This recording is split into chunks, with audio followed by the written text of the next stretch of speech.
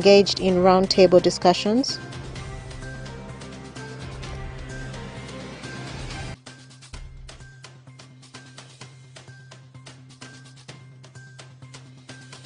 And St. Philip's Church of Uganda, Nebi Town, celebrates 10th anniversary since 2014. This and more in the NILE News Bulletin.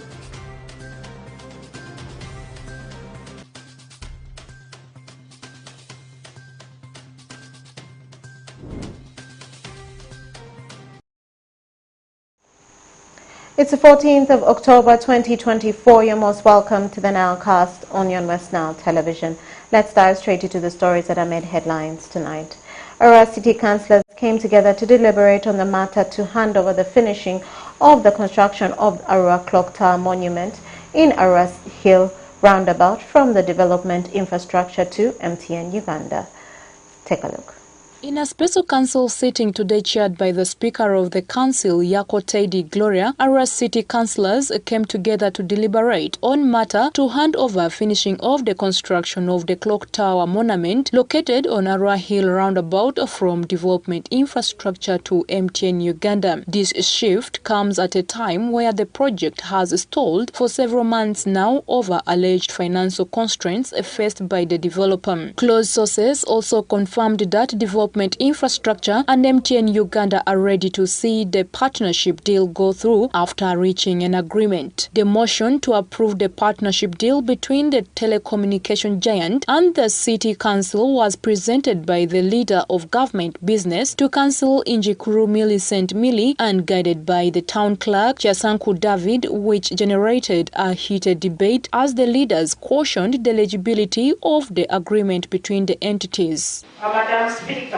following the discussions at the Finance Committee and the Executive Committee meetings held on 11th October 2024, I therefore present the following recommendations before this August House for your approval to form part of the MOU the City Council will enter into with MTN Uganda. The councillors, however, deferred to approve the motion to legalize the partnership deal between Arua City Council and MTN Uganda on grounds that agreement between MTN Uganda and Arua City Council and Development Infrastructure isn't clear. The executive should first request all these relevant documents from MTN, from DI, to be laid on the table before this matter comes to debate in the council. So clearly, if you didn't understand Simon, the point was trying to make, if the executive did due diligence to do their work, this matter wouldn't have come here to the council. They would have stopped this issue there, wouldn't have come here to waste our time. Madam Honorable Speaker, I will not be part and partial after town clerk's guidance to approve this monument to be given by MTN to finish up the construction at the roundabout. One question is, does the engineer have the letter between MTN and DI handing over this monument to MTN? Secondly, does the mayor have a letter of the handover of this roundabout to MTN? Lastly, Honorable, we have been guided that all these documents will come. We are going to enter into a fresh MOU, but are waiting for all these documents. I think the town clerk was loud enough. Yes, thank you, but those questions can still run over my mind. I can still say them as per now. Hey, but you are just for debates, yes.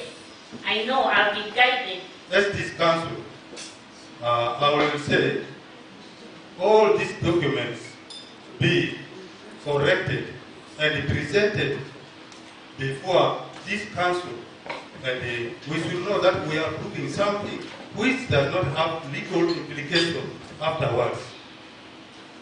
I don't want to get this blame of that people approved city blindly.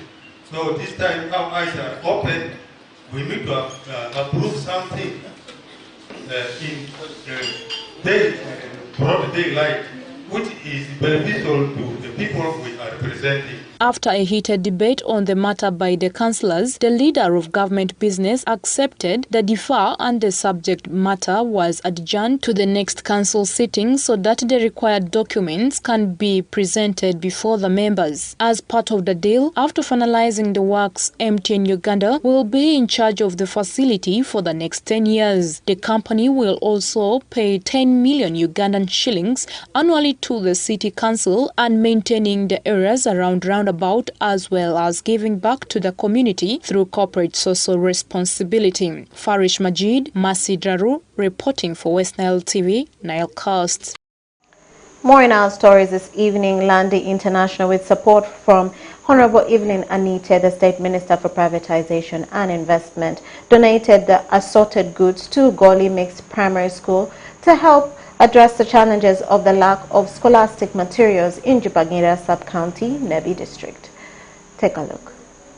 Many residents, especially the women and men in Goli Jupangira, Nebi District, have over the weekend joined the rest of their colleagues to express excitement over the donation of assorted goods, saying it has come timely since their children are facing the biggest challenge of scholastic materials, particularly during school hours. The assorted items, packed in boxes, were donated by Landi International with support from Honorable Evelyn Anite, the State Minister for Investment. While handing over the items to the head teacher and chairman Local Council 5, Nebi District, over the weekend at Goli Mixed Primary School, Honorable Evelyn Anite said the assorted items will help the learners and entire community of Jupangira Sub-County respectively.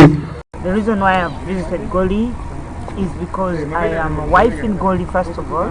These are my in-laws, but my husband instructed me to come to the Goli Primary School or Goli Mix because that is the school where he studied his primary school.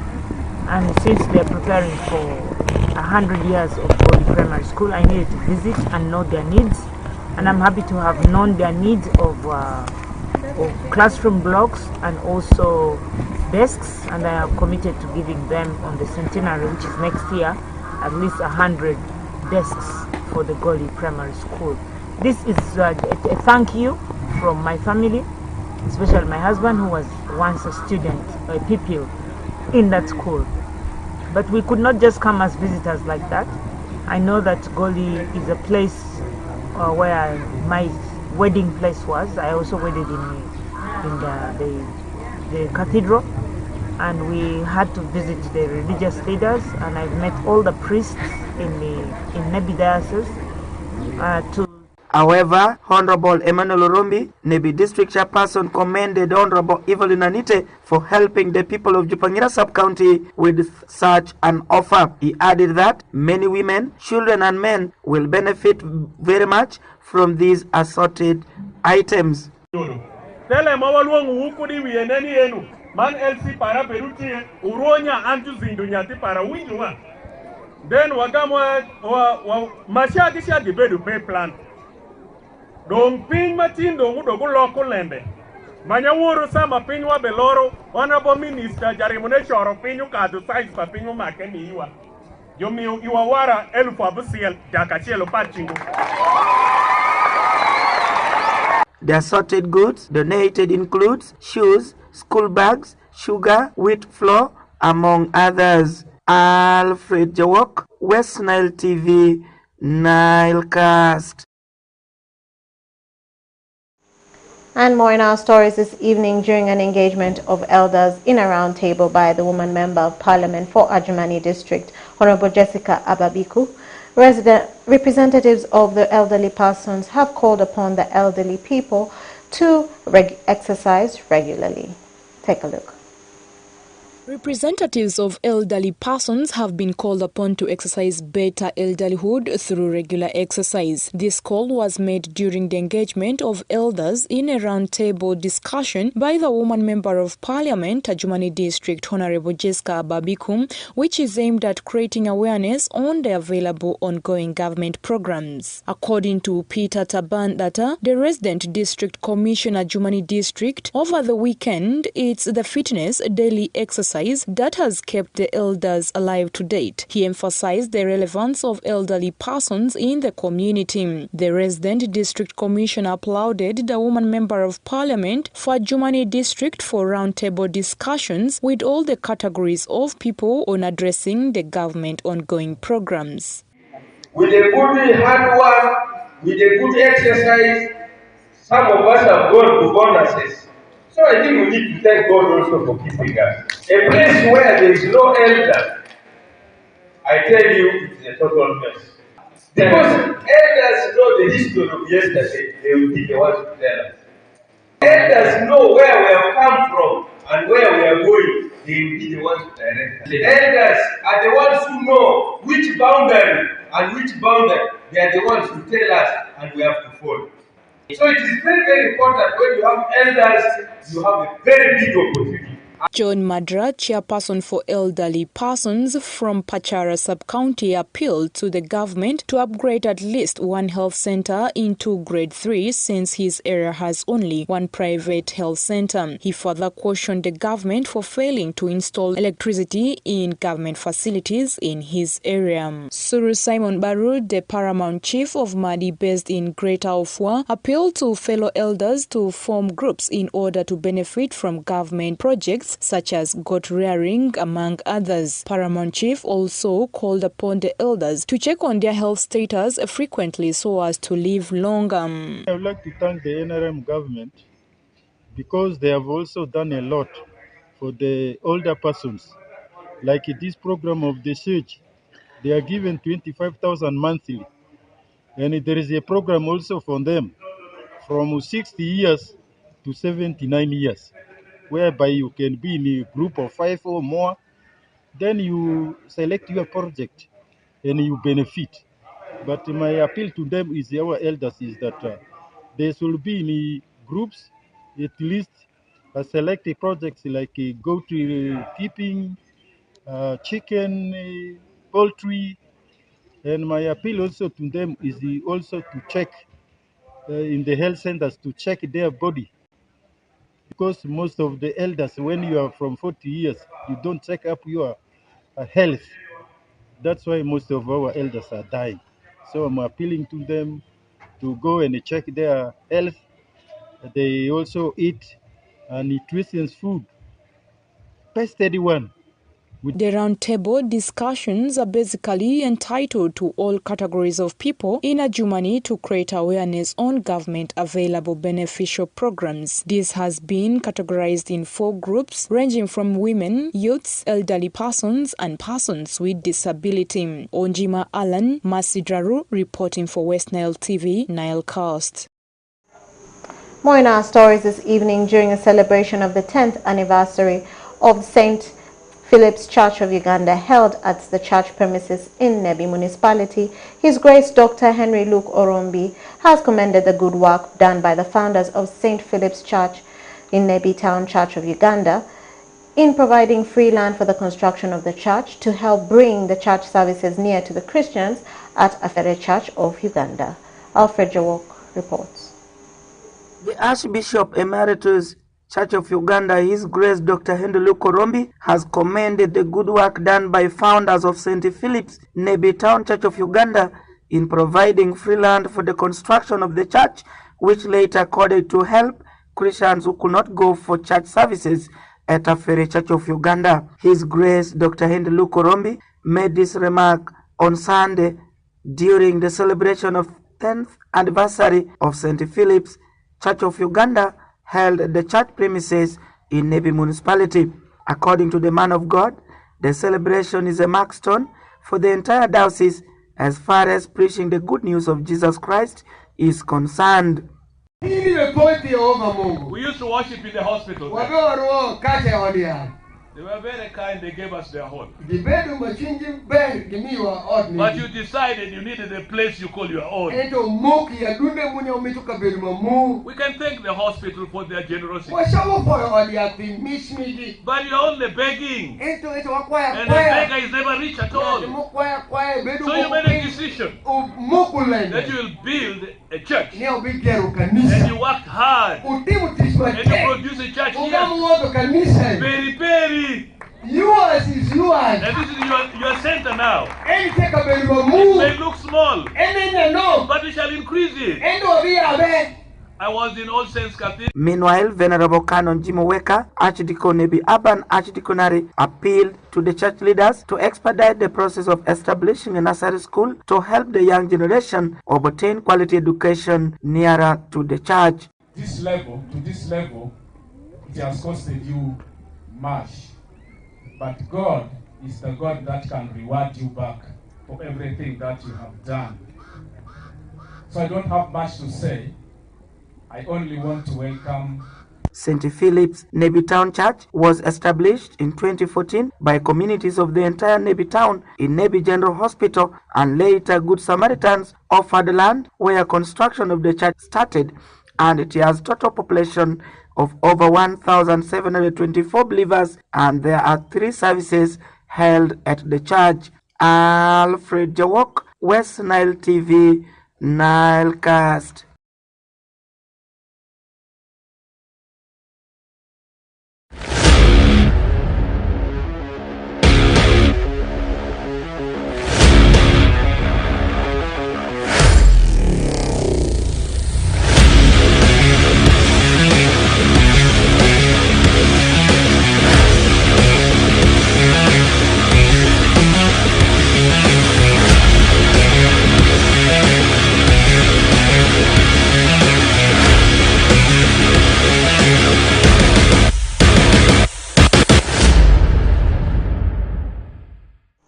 Fresh week, new and fresh things. My name is Oraku Benson Pastore. This is West Nile Television. Today is already 14th of October and the year is 2024. I can confirm to you, Matthias, it is the week for international break, but still other domestic leagues still continues to transpire, and over the weekend we had games in the second tier of Ugandan football. But before we look into that, let's first take a look at what is happening within the region of West Nile as far as sports is concerned, more special football. I can confirm to you, NILE Sports Academy, an academy that's located in West Nile region, particularly in Arua City, and they use the playing ground of Arua Police Ground. They continue to excel as far as nurturing talents is concerned. I want you to get the details of what continues to transpire at NILE Sports Academy. NILE Sports Academy, the only standing football sports academy in West Nile region, continues to excel in nurturing the talents of both teens and youths in the region, despite several challenges. Today, the Football Academy is making strides in nurturing talent of children between the age categories ranging from 4 to 17 years, training both boys and girls from the region. Olema Hamza, the brain behind the formation of the academy, highlights the audience with the background and what transpires at the academy. We are a registered company in a sports academy with FUFA and Uganda Youth Football Association. Initially, we have our basics here, how to train these kids, and the kids are trained under Youth Football Association, whereby we have our legacies, like we consider football, education, and character. Character means when you're in discipline, people who are going weird, yeah. So when we created those things, we got some kids who are talented and we furnished them. We have age categories which are starting from 5 to 8, 8 to 5, and from 10 to 8, and from 12 to 10, and from 14 to 12, and from 17 to 14. So those are the age categories, but we register also the kids here, 250, that one is 1 year. When you pay 250, you come with the ball. Depending on the age category of your kid, you join us. 1 year, you just pay 250 because we know how to balance ourselves. The uniform costs like 35,000 because 5,000 goes for printing, branding it. Mustafa Sadat, the head coach at NILE Sports Academy, encourages the public to bring their children at the academy, since it is the only iconic academy that stands behind the talents of children. It's a very big academy we have in Arua City. It is combined of 3 or 4 categories. We have under 8, we have under 12, we have under 17. We are just encouraging the public to bring their children to Elite Sports Academy. It's one of the best academies we have in Arua here, or Arua City, where by the nature talents, we have girls, we have girls team, we have boys team in a different category. It's a very, very big academy. Meanwhile, Afiman Brian, one of the kids at Elite Sports Academy, gives his testimony by lamenting on the transformation Elite Sports Academy has brought in his life. There they teach a lot of skills. We learn more things about football. Me, I become like this because of Elite Sports Academy. When I joined this, since I joined this academy, I have ever seen any academy in this West Nile, which is like Elite Sports Academy. Similarly, Anguyo Jimmy, Senior Superintendent of Police, who doubles as the Regional Sports Officer, encourages the public to embrace the initiative since West Nile is a hub of talent. West Nile, as known, is a hub of talent, and we thought it wise to have this facility to support the Elite Sports Club because the talent is there. However, we also realize that very many children are involved in criminal activities in the city. If you go to the streets now, very many children who are stealing are children of 14, 15, 13, 12. And by bringing them together through such activities, we are trying to prevent crime, as well as promoting talent. We also pick them from schools where some parents can support sometimes logistically. Through this sports academy Elite, we do mobilize some funds here and there. We support them. Elite Sports Academy was established in 2021, and since then it has excelled in nurturing talents of so many, out of which some children have got opportunities to study under sports bursary in some of the iconic schools across the country. Oraku Benson Pastore, Faris Majid, West Nile Television, Nalka Sports. Meanwhile, the pressure still keeps on mounting on the team of Ontoparaka Football Club as being one of the iconic clubs we have in Bet Power FUFA Big League, as over the weekend on Saturday they lost a game into the hands of the newly promoted sides. That one was the team actually they played was Buhimba, where they lost by 2-0. That one wasn't the only game which took place on Saturday. Other games were also played with the Boma edging out Blacks Power by 1-0. Then yesterday, Busoga played 1-1 with the Karo Karuns, with the Tigez Homeboys being defeated by Gaddafi by 1-0. Meanwhile, for Malaba Youth Development Association in Sotes Maida, they shared the spoil with the Calvary playing 1-1 and Tukaseze beating Tinda Boys by 3-0. Do you know what? The secret behind Bet Power FUFA Big League right now is most of the newly promoted sides, they are performing very, very well. Right now, teams like Buinga, you talk about in Tukaseze, Maida, they are performing very well. Let's close the chapter there, but I want to tell you this one in advance. Domestic leagues are bouncing back. The Africans' favorite league called English Premier League is bouncing back over the weekend. I'm out of the studio. We'll link up again tomorrow.